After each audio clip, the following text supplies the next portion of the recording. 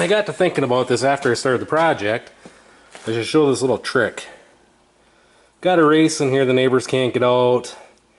The ridge behind it is higher than the race. They're having trouble getting it out. This is the second one they brought to me now, so I got to thinking about it after I started welding these nuts on there that I should show this. So I'm welding the nut onto this side. I'm going to finish welding this nut on this side. And then that'll give us something to hit on from the inside to get that out. So I'm going to try and set you guys up here somewhere that you may possibly be able to see what I'm doing. Maybe not. Flip my thing around here to make sure. It's about the only place I have to put you guys right now, but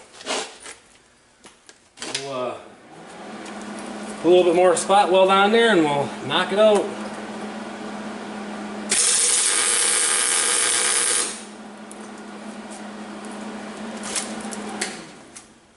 Alright. Flip that back around.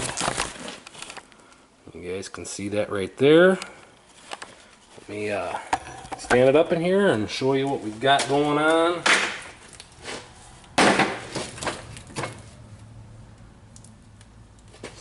Alright. So now you can see down in there we've actually got something we can grip and knock that out. So set you guys back up here again. Where is it looking? Right there. Should be able to see it. Old wore out bolt or tie rod end.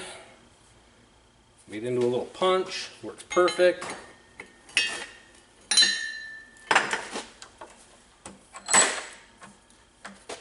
Tighten that down just a smidgen.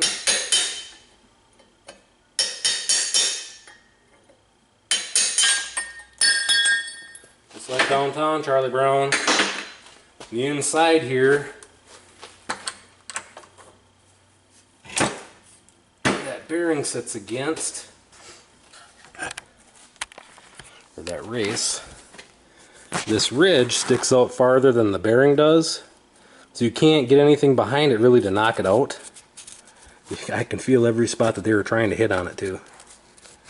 Somebody's put silicone in there for a seal. Yeah, nice.